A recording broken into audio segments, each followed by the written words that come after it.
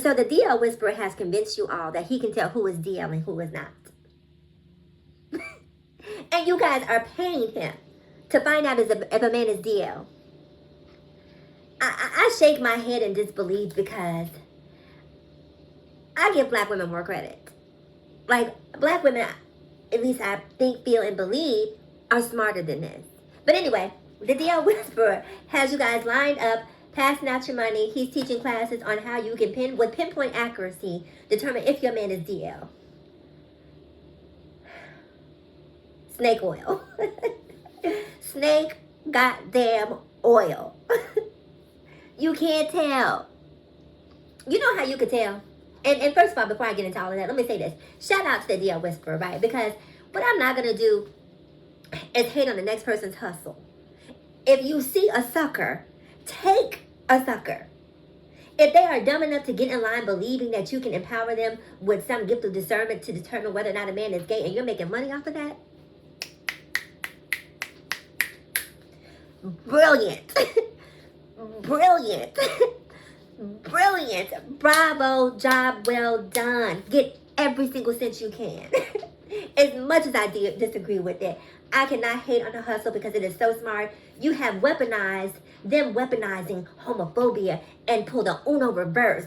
Oh my God. Oh my God. Your content is toxic. Yes, it is. Your content is problematic. Yes, it is. But that is the next level of hustle that I have to respect. So I just want to say that. The next thing I want to say is, if you want to know if your man is DL, stop being homophobic and transphobic.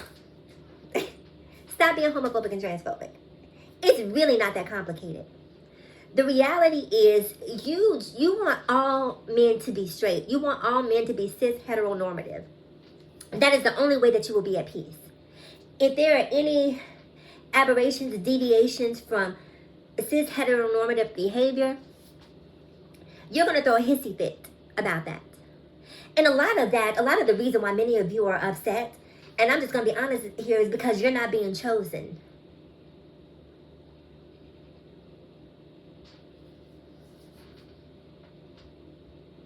You're not being chosen, and you are mad about it. And it has to be somebody else's fault that you're not being chosen. It can't be that you're a miserable wench that no one likes or wants to be around, that hasn't done the work to improve on her personality and her disposition to be able to attract a man. It can't be because you want to eat Wendy's and McDonald's and, all of these fast food and processed foods rather than going to a gym and working on, improving your physical appearance. It can't be because you refuse to go to a dermatologist and, get that adult acne together. It can't be because spiritually and morally you are bankrupt and have nothing to contribute or bring to the table. It can't be because you can't form a complete sentence and speak in a way that a man feels comfortable bringing you into whatever spaces he might exist in and being proud of what may come out of your mouth. It can't be any of those reasons. It has to be trans women. It has to be gay men. The call is coming from inside the house. There are, and I mean no disrespect, overweight, obese women who have men who are bodybuilders that love them. There are little people, little women, who have men that love them. There are trans women, this one right here, who has a man that loves her, who has had many men. Let me not say many men, okay? I don't want a 50 Cent job, and I don't want to appear to be, that kind of girl. But I've never had a problem with finding a man, ever. In spite of being trans. And when I say find a man, I'm not talking about a man to come and, do what adults do. I'm talking about a man who is trying to build a life, who is cohabitating, commingling funds and taking me on trips, and living loud and proud and professing his love for me. I've never had a problem with that as a trans woman. And you know why that is? It's because I'm classy. It's because I'm sophisticated. It's because I'm refined. It's because I'm educated. It's because I have business acumen. It's because I have value that I bring to the table that makes a man say, I don't know if I've ever thought about a trans woman in this way, but she's different. And you know how I became different? I watched what everyone else around me was doing, and I decided to do something different. And that different happened to make me wifey material.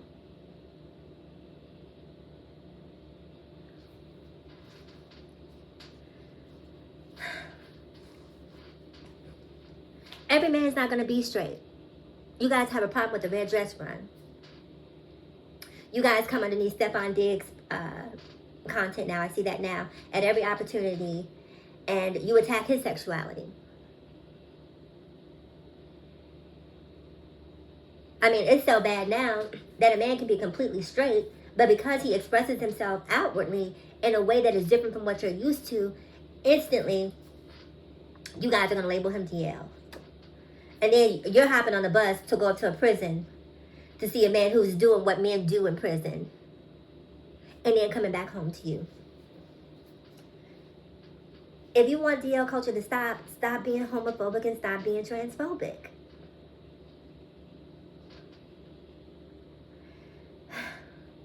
It's exhausting to be the smartest person in the room.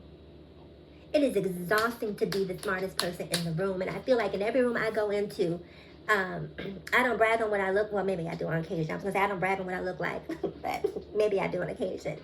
But my value is in my intelligence.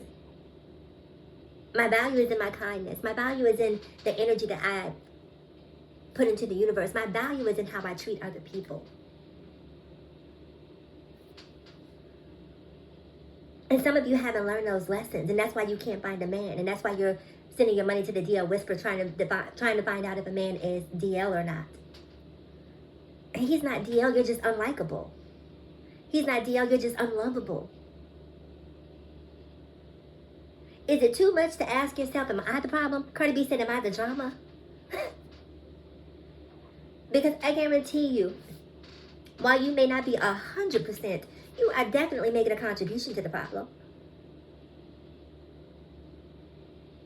And you can't be the victim and the villain, shout out to Beyonce, at the same time. Choose one. Choose one. Are we the victim or are we the villain? And right there in the middle, are we going to figure out solutions?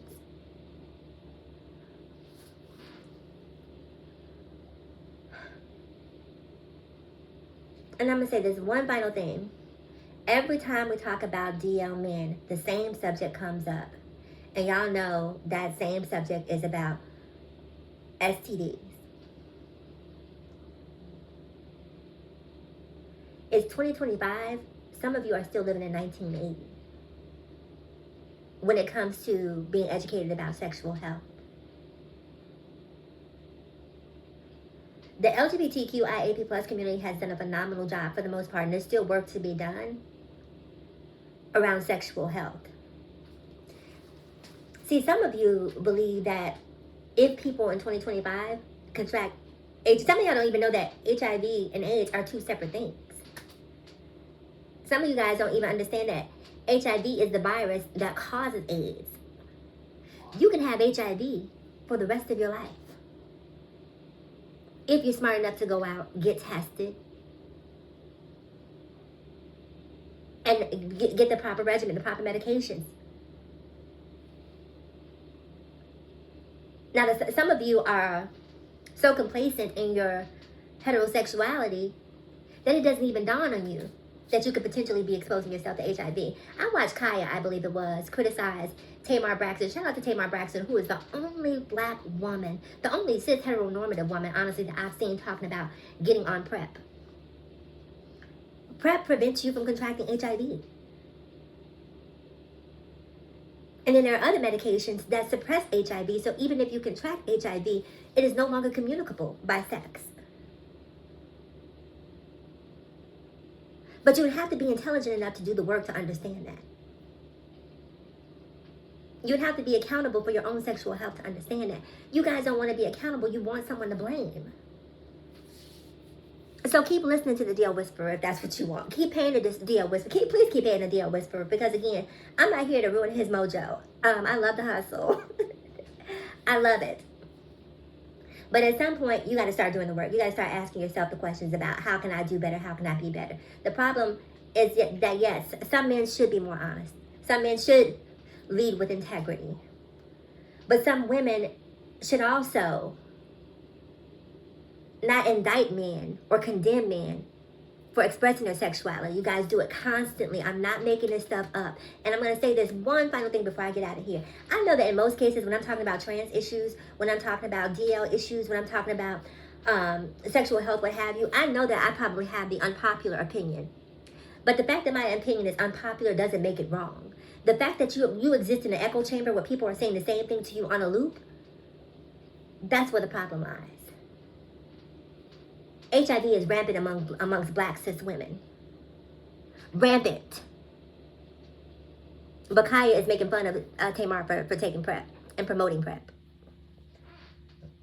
Excuse me. And y'all will get in the comments and laugh about it.